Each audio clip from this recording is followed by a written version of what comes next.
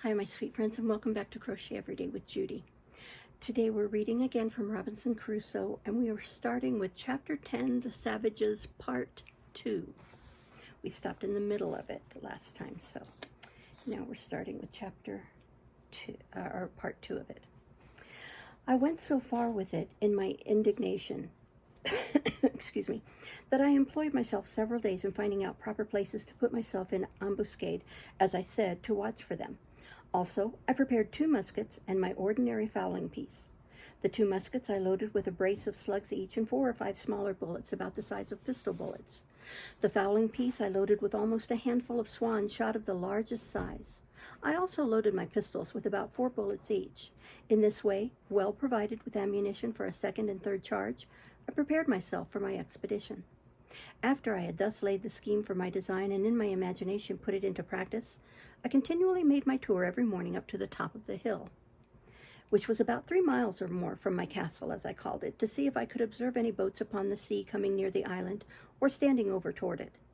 I began to tire of this hard duty after I had for 2 or 3 months constantly kept my watch, for I always came back without any discovery.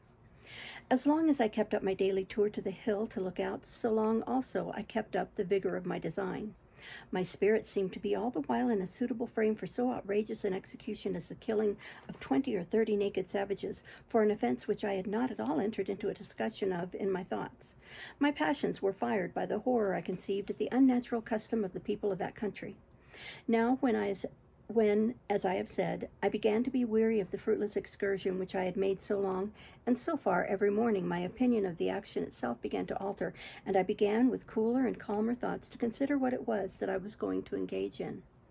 I asked myself what authority or call I had to pretend to be judge and executioner upon these men as criminals, whom God had thought fit for so many ages to suffer unpunished, to go on and to be, as it were, the executioners of his judgments upon one another. I considered also how far these people were offenders against me, and what right I had to engage in the quarrel of that blood which they shed promiscuously upon one upon another. Religion joined in with this prudent resolution, and I was convinced now in many ways that I had misjudged my duty when I was laying all my bloody schemes for the destruction of innocent creatures, innocent as to me, that is. As to the crimes they were guilty of toward one another, I had nothing to do with them. They were rational, and I ought to leave them to the justice of God. It was now the month of December in my 23rd year. The southern solstice, for winter I cannot call it, was the particular time of my harvest, and required my being pretty much abroad in the fields. One morning, when I went out fairly early, even before it was thorough daylight, I was surprised to see a light of some fire upon the shore. It was at a distance from me of about 2 miles, toward the end of the island, where I had observed that some savages had been before. This was not on the other side, however, but to my great affliction, it was on my side of the island. Climbing to the top of the hill and pulling out my perspective glass, which I had taken on purpose, I lay down flat on my belly on the ground and began to look for the place. I presently found that there were no less than 9 naked savages sitting round a small fire they had made. They did not need it to warm them, for the weather was extremely hot, but as I supposed, they had it to dress some of their barbarous diet of human flesh, which they had brought with them, whether alive or dead I could not know. They had 2 canoes with them, which they had hauled up upon the shore. As it was then ebb tide, they seemed to me to wait for the return of the flood to go away again. It is not easy to imagine what confusion this sight put me into, especially seeing them on my side of the island, and so near me too. However, when I observed that their coming must be always with the current of the ebb, I began to be more comfortable in my mind. I was satisfied that I might go abroad with safety all the time of the tide of flood, if they were not on shore before. When I had made this observation, I went abroad about my harvest work with more composure. As I expected, so it proved. As soon as the tide made to the westward, I saw them all take boat and row, or paddle, as we call it, all away. I should have observed that for an hour or more before they went off, they were dancing, and I could easily discern their postures and gestures by my glasses. I could not perceive, by my nicest observation, but that they were stark naked. As soon as I saw them shipped and gone, I took 2 guns upon my shoulders and 2 pistols at my girdle, and my great sword by my side, without a scabbard, and with all the speed that I was able to make, I went away to the hill where I had discovered the first appearance of all. As soon as I got thither, which was not less than 2 hours, for I could not go swiftly being so loaded with arms, I perceived that there had been 3 canoes more of savages at that place. Looking out farther, I saw that they were all at sea together, making over for the mainland. Going down to the shore, I could see the marks of horror which the dismal work they had been about had left behind it. The blood, the bones, and part of the flesh of human bodies, eaten and devoured by those wretches with merriment and sport. I was so filled with indignation at the sight that I began now to plan the destruction of the next that I saw there, let them be who or how many soever. It seemed evident to me that the visits which they thus made to this island were not very frequent, for it was more than 15 months before any more of them came on shore there again. That is to say, I never saw them, or any footsteps or signs of them in all that time. I found that they did not come in the rainy season. Yet all this while I lived uncomfortably by reason of the constant fears I was in of their coming upon me by surprise. While in this state of mind, I found a wonderful cave in which I might hide from the cannibals if need be. Sometimes I went into this cave just for the comfort of seeing how well I could be concealed in it. One morning, late in the last month of my 23rd year on the island, I was going to this cave when I heard a terrible sound from the sea. I immediately considered that this must be some ship in distress and that they had some comrade or some other ship in company, and fired these guns for signals of distress and to obtain help. I had enough presence of mind at that minute to think that though I could not help them, it might be that they might help me. Accordingly, I brought together all the dry wood I could get at hand, and making a good-sized pile, I set it on fire upon the hill. The wood was dry and blazed freely, and though the wind blew very hard, yet it burned fairly out, so that I was certain if there was any such thing as a ship, they must needs see it. No doubt they did, for as soon as my fire blazed up, I heard another gun, and after that several others, all from the same quarter.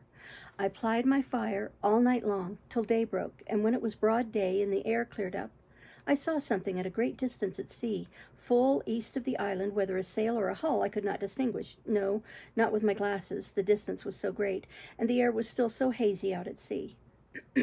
I looked frequently at it all that day, and soon perceived that it did not move. I presently concluded that it was a ship at anchor, and being eager, you may be sure to be satisfied, I took my gun in my hand, and ran toward the southeast side of the island to the rocks, where I had been formerly carried away with the current. Getting up there, the weather by this time being perfectly clear, I could plainly see to my great sorrow the wreck of a ship cast away in the night upon those concealed rocks which I had found when I was out in my boat. Since they checked the violence of the stream and made a kind of counterstream or eddy, they were the occasion of my recovering from the most desperate, hopeless condition that ever I had been in. Thus, what is one man's safety is another man's destruction. These men, whoever they were out of their knowledge, and since the rocks were wholly under water, they had been driven upon them in the night, the wind blowing very hard at east and east-northeast. Had they seen the island, I must necessarily suppose they did not. They must, as I thought, have endeavored to have saved themselves on shore by the help of their boat. The firing of their guns for help, especially when they saw, as I imagined, my fire, filled me with many thoughts. In the condition I was in, I could do no more than look upon the misery of the poor men and pity them, which had still this good effect on my side, that it gave me more and more cause to give thanks to God, who had so happily and comfortably provided for me in my desolate condition. Out of 2 ship's companies who were now cast away upon this part of the world, not one life had been spared but mine. I learned here again to observe that it is very rare that the providence of God casts us into any condition of life so low, or any misery so great, that we may not see something to be thankful for, and may see others worse than ourselves. Such certainly was the case of these men, for I could not see any reason to suppose that any of them were saved. Nothing could make it rational to wish or expect that they did not all perish there, except the possibility only of their being taken up by another ship in company. This was but mere possibility indeed, for I saw not the least sign or appearance of any such thing. I cannot explain by words what a strange longing or hankering of desires I felt in my soul upon this sight. Sometimes I broke out thus: "Oh, that there had been but one or two, nay, but one soul saved out of the ship to have escaped to me, that I might have had one companion, one fellow creature to have spoken to me and to have conversed with. In all the time of my solitary life, I never felt so earnest, so strong a desire after the society of my fellow creatures, or so deep a regret at the want of it. But it was not to be. Either their fate, or mine, or both, forbade it. Till the last year of my being in this island, I never knew whether any were saved out of the ship or not. I had only the affliction, some days after, of seeing the corpse of a drowned boy washed on shore at the end of the island which was next the shipwreck. He had on a seaman's waistcoat, a pair of open-kneed linen drawers, and a blue linen shirt, but nothing to direct me to guess what nation he was of. He had nothing in his pocket but 2 pieces of 8 and a tobacco pipe. The last was of more value to me than the first. It was now calm, and I had a great mind to venture out in my boat to this wreck, not doubting but that I might find something on board that might be useful to me. Possibly there might be yet some living creature on board whose life I might save. I might, by saving that life, comfort my own to the last degree. This thought clung so to my heart that I could not be quiet, but I must venture out in my boat on board this wreck, committing the rest to God's providence. I thought that the impression was so strong upon my mind that it could not be resisted, that it must come from some invisible direction, and that I should be wanting to myself if I did not go. Under the power of this impression, I hastened back to my castle, prepared everything for my voyage, took a quantity of bread, a great pot of fresh water, a compass to steer by, a bottle of rum, for I still had a great deal of that left, and a basket full of raisins. Thus, loading myself with everything necessary, I went down to my boat, which I had finally brought around the island and hidden in a cove. I emptied the water out of her and got her afloat, loaded all my cargo in her, and then went home again for more. My second cargo was a great bag full of rice, the umbrella to set up over my head for a shade, another pot full of fresh water, and about 24 of my small loaves or barley cakes, more than before, a bottle of goat's milk, and a cheese. All of these, with great labor and sweat, I brought to my boat, and praying to God to direct my voyage, I put out. Rowing or paddling the canoe along the shore, I came at last to the utmost point of the island on that side, namely northeast, and now I was to launch out into the ocean, and either to venture or not to venture. I looked at the rapid currents which ran constantly on both sides of the island at a distance, and which were very terrible to me from the remembrance of the risk I had been in before, and my heart began to fail me. I foresaw that if I was driven into either of these currents, I should be carried a great way out to sea and perhaps out of reach or sight of the island again, and that then, since my boat was so small, if any little gale of wind should rise, I should be inevitably lost. These thoughts so oppressed me that I began to consider giving up the enterprise. I steered my boat into a creek and stepped out. Securing my boat, I hastened to climb a little hill which sufficiently overlooked the sea both ways. Here I found that as the current of the ebb set out close by the south point of the island, so the current of the flood set in close by the shore of the north side. Therefore I had nothing to do but to keep to the north side of the island on my return, and I should do well enough. Encouraged by this observation, I resolved to set out with the first of the tide the next morning. I reposed myself for the night in my canoe under the watchcoat I mentioned. Early the next morning I launched out. I first made a little out to sea, full north, till I began to feel the benefit of the current which set eastward, and which carried me at a great rate.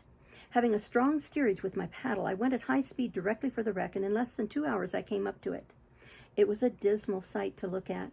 The ship, which by its building was Spanish, stuck fast, jammed in between two rocks. All the stern and quarter of her were beaten to pieces by the sea, and as her forecastle, which stuck on the rocks, had run on with great violence, her mainmast and foremast were brought by the board, that is to say, broken short off, but her bowsprit was sound, and the head and bow appeared firm. When I came close to her, a dog appeared upon her, who, seeing me coming, yelped and cried. As soon as I called him, he jumped into the sea to come to me. I took him into the boat and found him almost dead for hunger and thirst.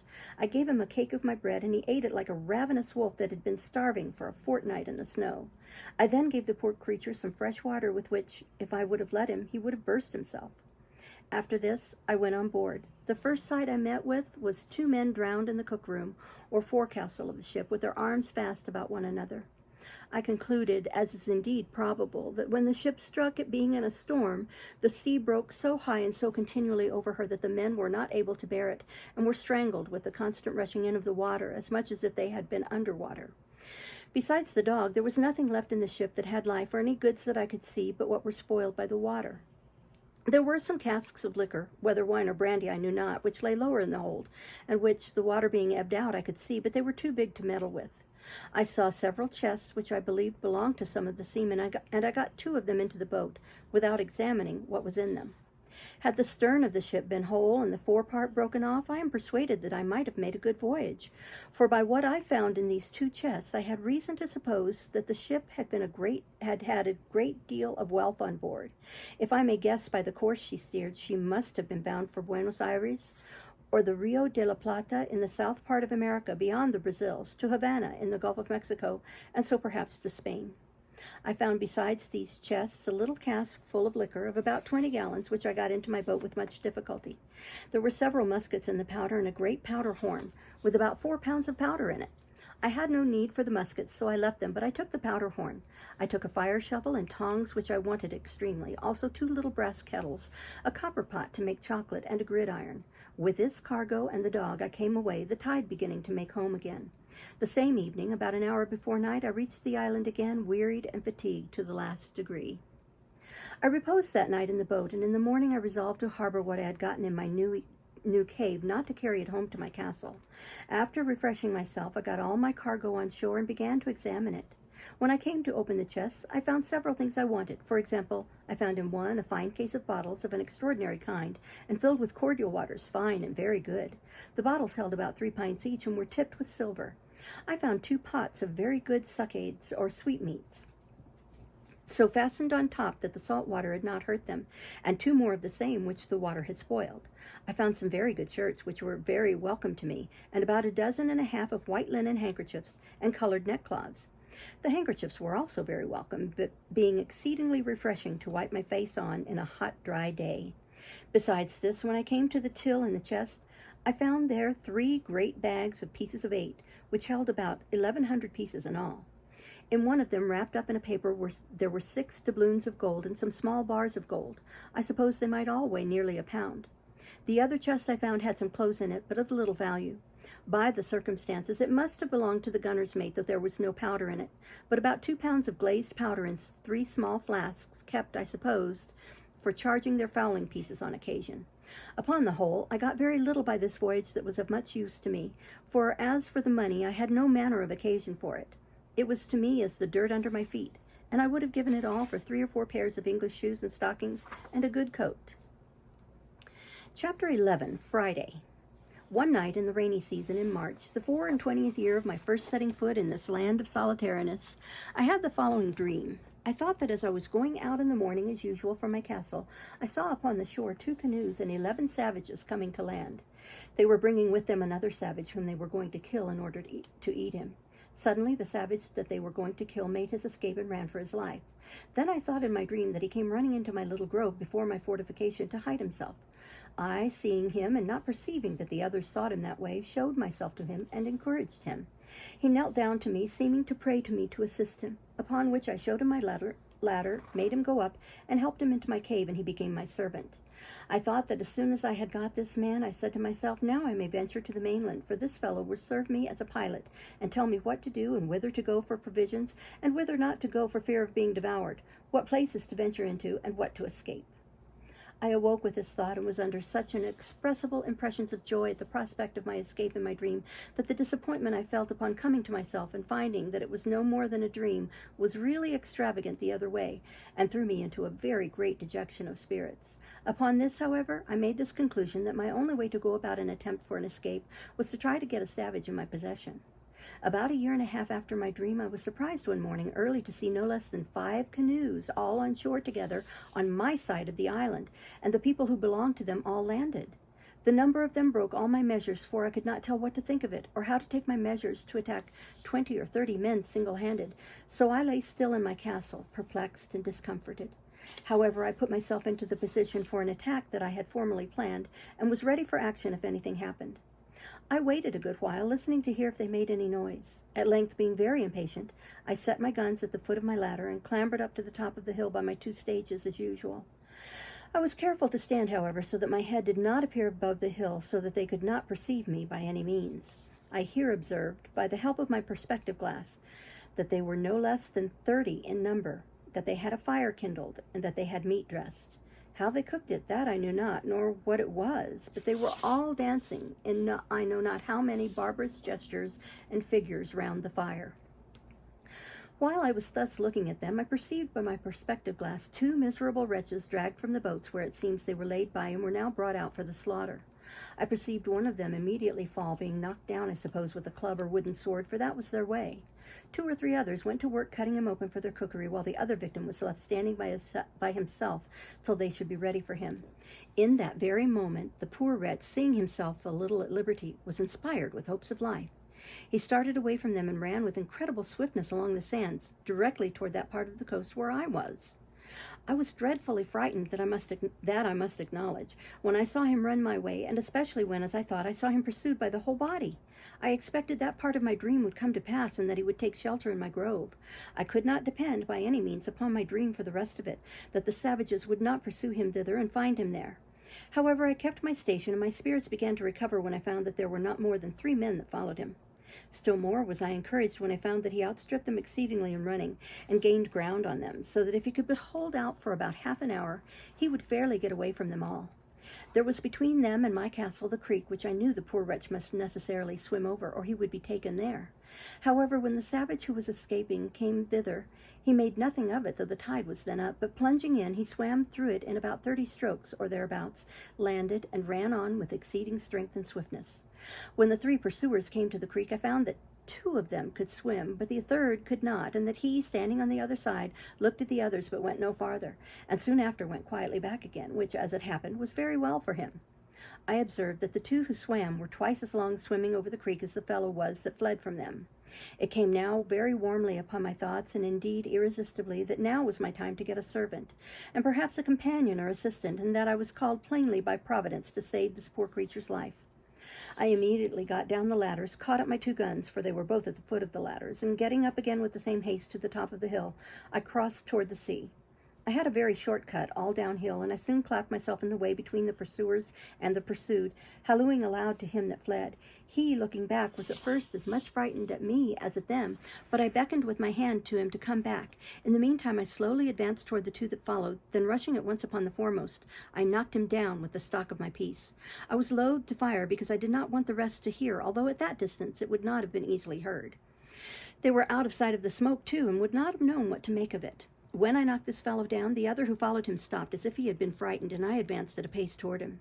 As I came nearer, I perceived presently that he had a bow and arrow and was fitting it to shoot at me, so I was then necessitated to shoot at him first, which I did, and killed him at the first shot. The poor savage who fled but had stopped, though he saw both his enemies fallen and killed, as he thought, yet was so frightened with the noise and fire of my piece that he stood stock still, and neither came forward nor went backward, though he seemed rather more inclined to fly still than to come. I hallooed again to him, and made signs to him to come forward, which he easily understood, and came a little way, then stopped again, and then a little farther, and stopped again. Then he stood trembling, as if he had been taken prisoner, and was just about to be killed, as his 2 enemies were. I beckoned to him again to come to me, and gave him all the signs of encouragement that I could think of. He came nearer and nearer, kneeling down every 10 or 12 steps in token of acknowledgment for saving his life. I smiled at him and looked pleasantly, and beckoned to him to come still nearer.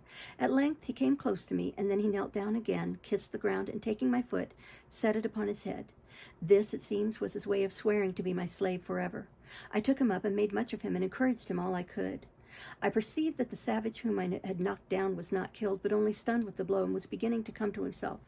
So I pointed to him, showing the savage that he was not dead. Upon this he spoke some words to me, and though I could not understand them, yet I thought they were pleasant to hear, for they were the first sound of a man's voice that I had heard, my own excepted, for more than 25 years.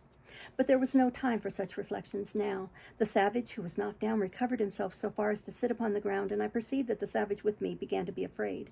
When I saw that, I pointed my other gun at the man, as if I would shoot him. At this my savage, for so I call him now, made a motion to me to lend him my sword, which hung naked in a belt by my side. He no sooner had it than he ran to his enemy, and at one blow cleverly cut off his head. No executioner in Germany could have done it sooner or better. I thought this very strange for one who, I had reason to believe, had never seen a sword in his life before except the wooden swords his people used. However, it seems, as I learned afterwards, that they make their wooden swords so sharp, so heavy, and the wood is so hard that they could cut off heads and arms with them, and at one blow, too. When he had done this, he came laughing to me in sign of triumph, and brought me the sword again, and laid it down with the head of the savage he had killed just before me. He was astonished how I had killed the other man so far off, and going to him, he stood like one amazed, looking at him, turning him, first on one side, then on the other. He looked at the wound the bullet had made, which was in the breast, where it had made a hole, and no great quantity of blood had followed, but he had bled inwardly, for he was quite dead.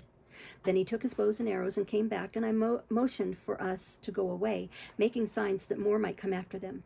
Upon this, he signed to me that he should bury them with sand, that they might not be seen by the rest if they followed. I made signs for him to do so, and he fell to work and had them buried in the sand in about a quarter of an hour.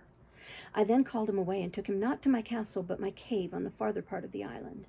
So I did not let my dream come to pass in that respect, namely, that he came into my grove for shelter. Here I gave him bread and a bunch of raisins to eat and a draught of water, which he was in great distress for because of his running. When I had refreshed him, I made signs for him to go to sleep, pointing to a place where I had laid a great parcel of rice straw and a blanket upon it, which I used to sleep upon myself sometimes. The poor creature lay down and went to sleep.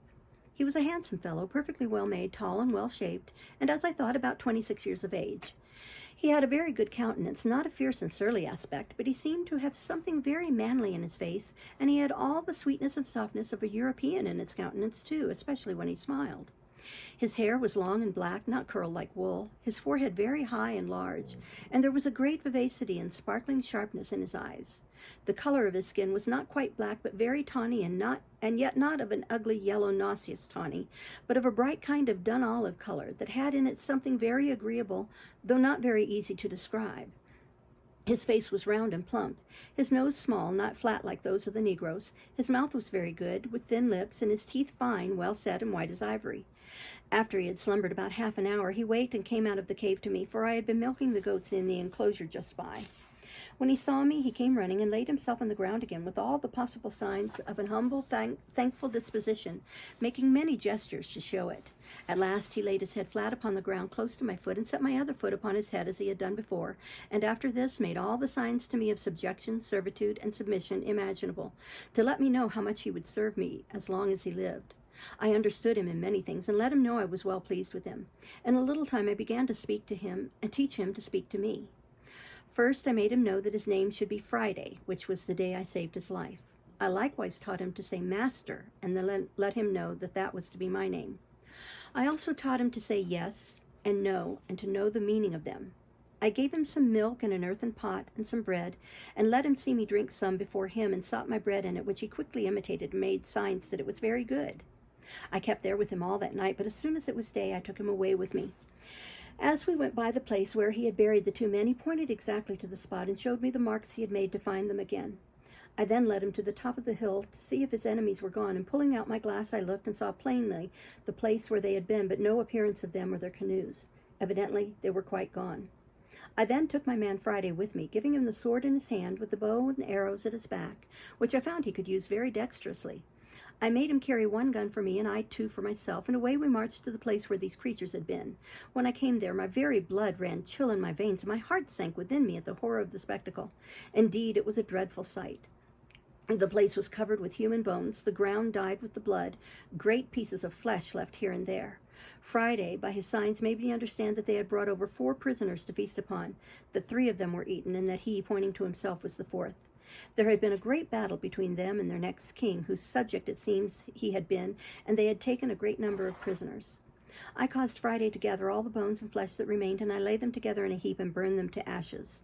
I found that he was still a cannibal in his nature, but I displayed such abhorrence at the very thoughts of it that he dared not show it, for I let him know that I would kill him if he did. When we had done this, we came back to our castle, where I gave Friday, first of all, a pair of linen drawers, which I had out of the poor gunner's chest I found in the wreck, and which with a little alteration fitted him very well. Then I made him a jacket of goat's skin as well as I was able, and I gave him a cap which I had made of a hare's skin. Thus he was dressed for the present tolerably well, and mighty well was he pleased to see himself almost as well clothed as his master. He went awkwardly in these things at first. Wearing the drawers was very awkward to him, and the sleeves of the jacket rubbed his shoulders and the inside of his arms, but he soon got used to them. The next day after I came home to my hut with him, I began to consider where I should lodge him. I made a little tent for him in the vacant place between the 2 fortifications, in the inside of the last and in the outside of the first. As there was an entrance there into my cave, I made a formal framed door case and a door to it of boards, and set it up in the passage, a little within the entrance, and causing the door to open in the inside, I barred it up in the night, taking in my ladders too. So Friday could no way come at me in the inside of my innermost wall without making so much noise and getting over that it must needs awaken me, for my first wall had now a complete roof over it of long poles covering all my tent and leaning up to the side of the hill. The poles were laid across with small sticks instead of laths, and then thatched over thickly with the rice straw, which was as strong as reeds. At the hole or place which is left to go in or out by the ladder, I had placed a kind of trapdoor which, if it had been attempted on the outside, would not have opened at all, but would have fallen down and made a great noise. I took care to take all the weapons in with me and lay them by my side every night. But I needed none of these precautions. For never was a more faithful, loving, sincere servant than Friday was to me. He was without passions, sullenness, or designs. His very affections were tied to me like those of a child to its father, and I dare say he would have sacrificed his life for the saving of my own upon any occasion whatever. So we're going to stop there and start next time with the second half of chapter 11. And I want to thank you for listening, and I will see you next time. Bye-bye.